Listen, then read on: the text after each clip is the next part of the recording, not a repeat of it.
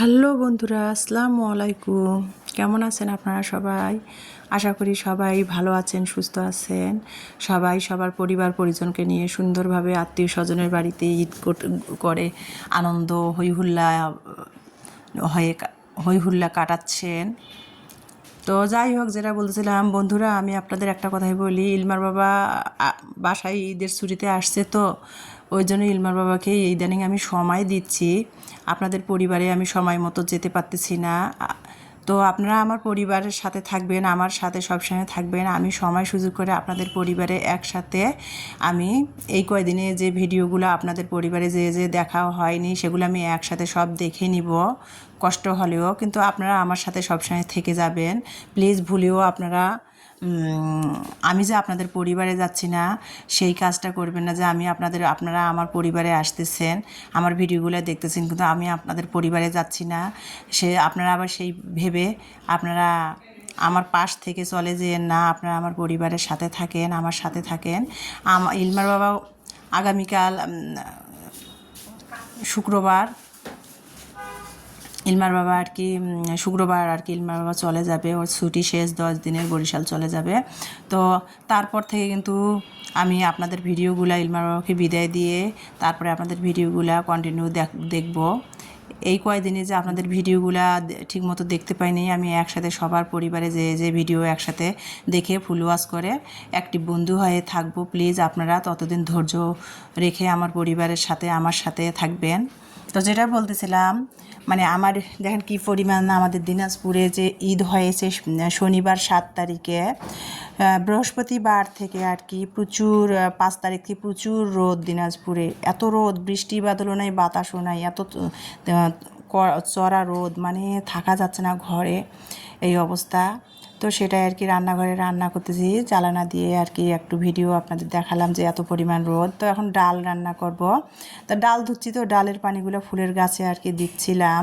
যে টবে আর কি কিছু পাতাবাহারের গাছ, মালি প্লানের গাছ লাগাইছি, সেগুলোতে ডাল ধোয়া পানিগুলো দিচ্ছিলাম। আর ধ্যান বারান্দায় আমার কি পরিমাণ রোদ, মানে গ্রিলের ফাঁক দিয়ে যে রোদের ছায়াটা আসতেছে সেটা দেখলেই বুঝতে পারবেন এত পরিমাণ রোদ, থাকা যাচ্ছে না।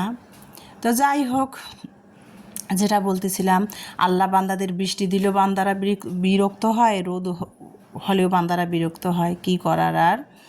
তা আমি কিন্তু এই যে খাসির মাংস আর মসুরের পাতলা ডাল করব রোজ যেহেতু, আর খাসির মাংস আমরা যেহেতু গরু 4 ভাগে দিয়েছিলাম কোরবানি, তো খাসির মাংস রান্না করব। তো খাসির মাংসটা আমি কিভাবে মেখে রেখে দিয়েছিলাম ভিডিও শুরুতে আপনারা দেখে নিয়েছেন। মাংসের যে রেগুলার মশলাগুলো সেগুলো দিয়েছে, আর আমি তো হাতে 13টি উপাদান দিয়ে গরম মশলা তৈরি করেছি, সেটা আর কি খাসির মাংসতে দিয়ে দিছি। আর আদা রসুন বাটা এগুলো তো রেগুলার মশলা, পেঁয়াজ, তেল এগুলো দিয়েছি, দিয়ে মাংসটা মেখে নিয়েছি। নিয়ে আমি কিন্তু মাংসটা আধা ঘন্টার মতো মেখে রেখে দিয়ে এর ফাঁকে আমি লেবুর শরবত বানিয়ে খেয়েছি। ডাল ধুয়ে প্রেশার কুকারে দিয়ে দিয়েছি, ভাত অফ ক্যামেরাতে আমি চুলায় বসিয়ে দিয়েছি। ডালটা প্রেশার কুকারে হয়ে গেছে, ডালটা তেলানি করতেছি। তারপরে মাংসটা কিন্তু আমি পাশে গ্যাসের চুলার জালটা মাঝামাঝি দিয়ে মানে ছাগলের মাংসটা কষায় নিচ্ছি। আর ছাগলের মাংসটা কিন্তু আমার ভাসুরের যে বিয়াই আছে, মানে আমার বিয়াই, আমাদের গোবিন্দগঞ্জ বাড়িতে আমার বিয়ে গেছিলাম আর কি। তো আমার বিয়াই আর কি কোরবানির মাংস ওনারা গরু খাসি মিলিয়ে দিয়েছে, বাড়ির খাসি দিয়েছে আর গরু দিয়েছে ভাগে কোরবানি। তো সে আর কি ইলমার বাবা খাসির মাংস পছন্দ করে, তো ইলমার বাবার জন্য 1 কেজি পরিমাণ দিয়েছিল খাসির মাংস। তো ইলমার বাবা তো চলে যাবে, সেই জন্য ভাবলাম যে খাসির মাংসটা ফ্রিজে আছে, বের করে ইলমার বাবাকে রান্না করে দেই। আমার মেয়ে আবার, ইলমা আর ওর বাবা খাসির মাংস খায়, ইমানি কিন্তু খায় না। ইমানির জন্য মসুরের পাতলা ডাল করলাম, আমরাও খাবো খাসির মাংস ভুনা আর পাতলা ডাল। আর ইমানির জন্য আমি একটা ডিম পানিতোলা করতেছিলাম। তো ডিম পানিতোলা তো কম বেশি সবাই জানেন, কেউ বলে ডিম তেলানি, কেউ বলে ডিম পানিতোলা। তো যাই হোক, ইমানির জন্য পাশের চুলায় একটা ডিম তেলানি করে নিলাম। আর এখানে খাসির মাংসটা আমি মাঝামাঝি গ্যাসের জালটা দিয়ে আমি কষায় নিচ্ছি। দেখেন কত সুন্দর খাসির মাংসটা কষা হয়ে গেছে। যেহেতু কোরবানির মাংস যত বড় খাসি হোক না কেন, মাংস কষাতে কিন্তু আল্লাহর রহমতে আলাদা কষাতে কিন্তু মাংস সিদ্ধ হয়ে গেছে। আর তো আমি আধা ঘন্টা মেখে রেখে দিয়েছিলাম সব মাংসের মশলা দিয়ে। তো মাংসটা কষাচ্ছি, মাংসটা দেখেন কত সুন্দর কষা হয়ে গেছে খাসির মাংসটা। আর গ্যাসের চুলার জালটা আমি মাঝে মাঝে দিয়ে কষাচ্ছিলাম মাংসটা। আর ম্যাজিক চুলাতে আমি এই যে পানি গরম করে নিয়েছিলাম, তো এখান থেকে ডালের চামচ দিয়ে 1 চামচ করে পানি দিচ্ছিলাম, গরম পানিটা, আর খাসির মাংসটা কষাচ্ছিলাম। পানিটা শুকায় যাচ্ছে, আবারও খাসির মাংসটা কষায় নিচ্ছে, আবারও পানিটা টেনে আর কি পোড়া পোড়া হচ্ছে। খাসির মাংসটা এভাবে আমি কষিয়ে নিয়েছি যতক্ষণ সিদ্ধ নাই হয়। আর খাসির মাংসটা কিন্তু আমি পানি দিই নাই, মানে মাংসের যে খাসির মাংসের কাঁচা পানিটা মশলার বের হয়েছিল সেটা দিয়ে মাংসটা কষিয়ে সে পানিটা শুকিয়ে গেছে। আবার এই যে গরম পানি দিয়ে যে ডালের চামচটা দিয়ে 1 চামচ করে গরম পানি দিয়ে খাসির মাংসটা কিন্তু আমি কষিয়ে নিয়েছি। আর মাংসটা যে কষা হয়েছে, সিদ্ধ হয়েছে সেটা কিন্তু ভিডিওতে দেখলেই বুঝতে পারতেছেন আপনারা। ইলমার বাবা আছে তো, তা ভাবলাম যে বিয়াই বাড়ি থেকে খাসির মাংস দিয়েছে বিয়ানি, তো ভাবলাম যে আর বাড়ির পালা খাসি, ভাবলাম যে ইলমার বাবাকে খাসির মাংসটা সুন্দর করে রান্না করে দিই, ইলমা সহ ওর বাবা খাবে, ইমানি তো খায় না, তো সেটাই করতেছিলাম। তো আপনারা আমার পরিবারের সাথে সবাই অ্যাক্টিভ হয়ে থাকবেন। আমি সময় সুযোগ করে আপনাদের পরিবারে একসাথে ভিডিও এই কদিনে যা আমি যেতে পারিনি, আপনাদের পরিবারের ভিডিওগুলো ঠিকমতো দেখতে পাচ্ছি না, একসাথে সব ভিডিও দেখে লাইক কমেন্ট করে ফুল ওয়াচ করে দিয়ে চলে আসবো আপনাদের ভিডিওগুলো। আপনারা আমার ধৈর্য হারা হবেন না, আমার ভিডিওগুলো প্লিজ দেখবেন, অপেক্ষা করবেন একটু। তো যাই হোক, মাংসটা কষা হচ্ছিল, আর আমি তো প্রেশার কুকারে ডাল সিদ্ধ করে, মসুরের ডাল সিদ্ধ করে তেলানি করে নিলাম, আর কি বলবো।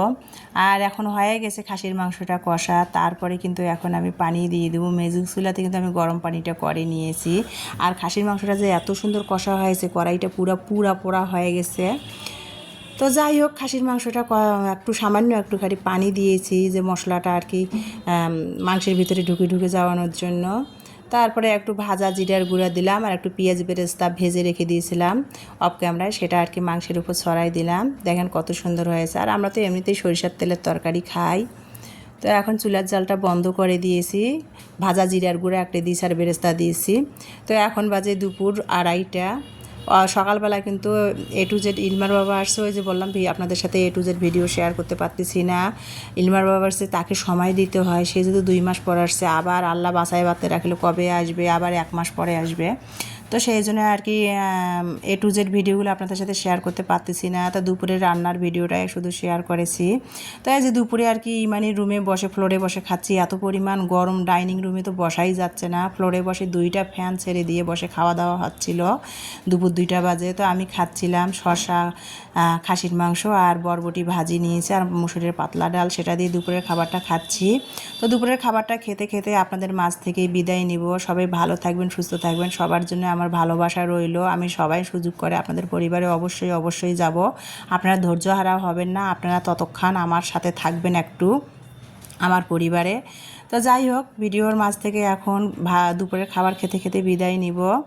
আমার ভিডিওটি দেখার জন্য সবাইকে অসংখ্য ধন্যবাদ। আমার নেক্সট ভিডিও দেখার সবাইকে আমন্ত্রণ জানিয়ে আজকে ভিডিও থেকে বিদায় নিচ্ছি। সবাই আবারও বলছি, ভালো থাকবেন, সুস্থ থাকবেন, আল্লাহ হাফেজ।